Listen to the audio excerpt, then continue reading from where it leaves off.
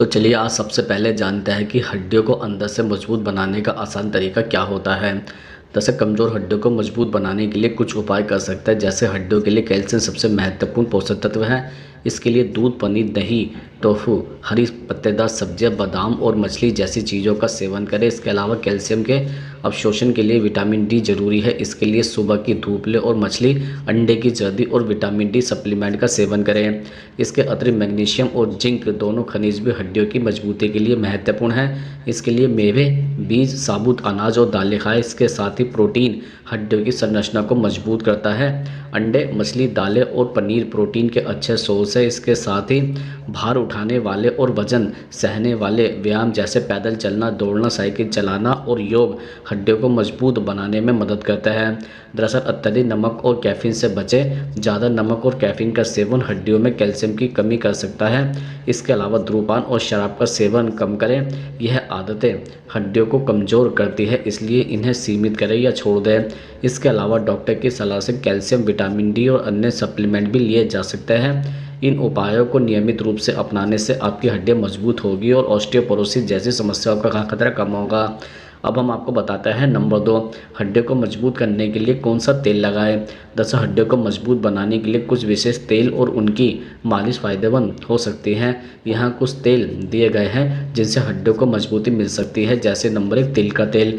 इसमें calcium, magnesium और phosphorus होता है जो हड्डियों के स्वास्थ्य के लिए लाभदायक है। नंबर 2, सरसों का तेल। इसमें एंटी इन्फ्लेमेटरी गुण होता है जो सूजन को कम करने और हड्डियों को मजबूत करने में मदद कर सकता है। नंबर 3, आंवले का तेल। इसमें विटामिन सी होता है जो हड्डियों के घनत्व को बनाए रखने में सहायक होता है। नंबर 4, रतनजोत का तेल। यह हड्डियों के दर्द और सूजन को कम करने के लिए इस्तेमाल किया जाता है। नंबर 5, अरंडी का तेल। इसमें एंटीऑक्सीडेंट होता है जो हड्डियों की मजबूती और जोड़ों के दर्द में लाभकारी होता है।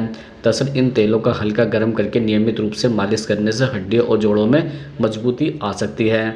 अब हम आपको बताते हैं नंबर 3, क्या खाने से टूटी हुई हड्डी जल्दी जुड़ जाती है। दरअसल टूटी हुई हड्डी को जल्दी जोड़ने के लिए पोषण का महत्वपूर्ण योगदान होता है। कुछ खास खाद्य पदार्थ है जो हड्डियों की रिकवरी प्रोसेस में मदद कर सकते हैं। जैसे प्रोटीन हड्डियों और ऊतकों को मजबूत करने में मदद करता है।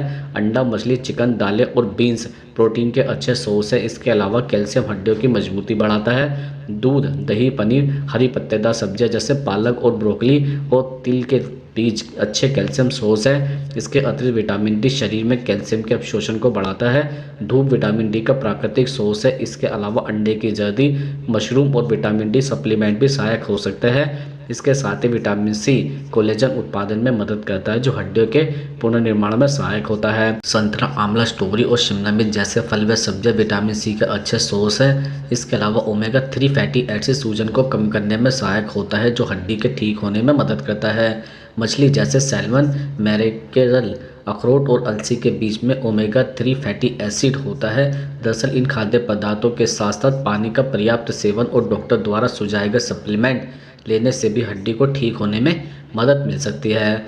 अब हम आपको बताते हैं नंबर 4, घुटने की ग्रीस बढ़ाने के लिए क्या खाना चाहिए। दरअसल घुटने की ग्रीस या जोड़ों के लुब्रिकेशन को बढ़ाने और उन्हें स्वस्थ रखने के लिए कुछ आहार का सेवन लाभकारी हो सकता है। जैसे मछली, सैल्मन, टूना, अखरोट, अलसी के बीज और चिया सीड में ओमेगा 3 फैटी एसिड होता है जो सूजन को कम करके जोड़ों के लुब्रिकेशन को बढ़ा सकता है। इसके अलावा विटामिन डी और कैल्शियम हड्डियों और जोड़ों के स्वास्थ्य के लिए जरूरी है। इसके लिए दूध, दही, पनीर, हरी पत्तेदार सब्जियां और सूर्य की रोशनी लें। इसके अतिरिक्त हरी पत्तेदार सब्जियां जैसे ब्रोकली, ब्लूबेरी और ग्रीन टी एंटीऑक्सीडेंट से भरपूर होता है जो जोड़ों की सूजन और दर्द को कम करने में मदद करता है। इसके अलावा हल्दी और अदरक में एंटी इन्फ्लेमेटरी गुण होता है जो जोड़ों में सूजन और दर्द को कम करता है। इसके साथ ही भरपूर पानी पिए क्योंकि जलयोजन जोड़ों की लुब्रिकेशन को बनाए रखने में सहायक होता है। अब हम आपको बताते हैं नंबर 5, क्या खाने से शरीर की हड्डियां कमज़ोर होती है। दरअसल कुछ खाद्य पदार्थों का अत्यधिक सेवन हड्डियों की सेहत को प्रभावित कर सकता है और उन्हें कमज़ोर बना सकता है। यहाँ कुछ ऐसे खाद्य पदार्थ हैं जो हड्डियों के लिए नुकसानदायक माने जाते हैं। जैसे अधिक नमक खाने से शरीर में कैल्शियम की मात्रा कम होती है जिससे हड्डियाँ कमज़ोर हो सकती हैं। इसके अलावा चाय, कॉफ़ी और कोल्ड ड्रिंक में पिया जाने वाला कैफीन हड्डियों से कैल्शियम को कम कर सकता है। इसके अतिरिक्त शराब का अत्यधिक सेवन हड्डियों के घनत्व को कम कर सकता है, जिससे ऑस्टियोपोरोसिस का खतरा बढ़ता है। इसके अलावा सोडा में फास्फोरस की अधिक मात्रा होती है जो हड्डियों से कैल्शियम को कम कर सकती है। इसके साथ ही प्रोसेस्ड फूड में अधिक मात्रा में प्रिजर्वेटिव्स और आर्टिफिशियल एग्रीडियंट्स होता है जो हड्डियों की सेहत के लिए हानिकारक हो सकते हैं। इसके अलावा हड्डियों की मजबूती के लिए पर्याप्त कैल्शियम और विटामिन डी का सेवन जरूरी है, इसलिए दूध, हरी पत्तेदार सब्जियां और धूप लेना लाभकारी हो सकता है। अब हम आपको बताते हैं कौन से फल खाने से हड्डियां मजबूत होती है। जैसे कुछ ऐसे फल हैं जिनमें कैल्शियम, विटामिन डी, विटामिन के और मैग्नीशियम जैसे पोषक तत्व होते हैं जो हड्डियों को मजबूत बनाने में मदद करते हैं। जैसे संतरे में विटामिन सी और कैल्शियम होता है जो हड्डियों के लिए अच्छा होता है। इसके अलावा पपीते में विटामिन सी और एंटीऑक्सीडेंट्स से भरपूर होता है जो हड्डियों को स्वस्थ रखने में सहायक होता है। इसके अतिरिक्त अंजीर में कैल्शियम की अच्छी मात्रा होती है जो हड्डियों को मजबूत बनाती है। इसके साथ ही अंगूर में विटामिन के होता है जो हड्डियों की सेहत के लिए ज़रूरी होता है। इसके अलावा केले में मैग्नीशियम होता है जो हड्डियों के विकास और मजबूती के लिए सहायक होता है। इसके साथ ही सेब में भी कैल्शियम और अन्य पोषक तत्व होते हैं जो हड्डियों को स्वस्थ रखने में मदद करता है। दरअसल इन फलों को नियमित आहार में शामिल करने से हड्डियां मजबूत हो सकती है। अब हम आपको बताते हैं नंबर 7, रीढ़ की हड्डी में दर्द होने का प्रमुख कारण क्या होता है।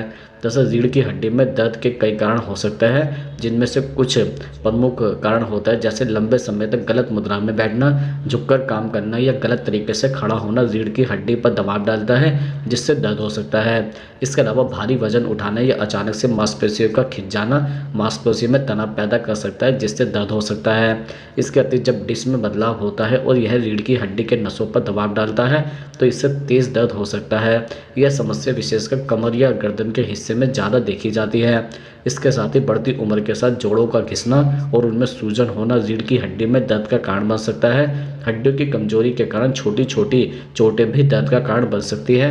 इसके साथ ही संक्रमण या ट्यूमर जैसे दुर्लभ कारण भी रीढ़ की हड्डी में दर्द उत्पन्न कर सकते हैं।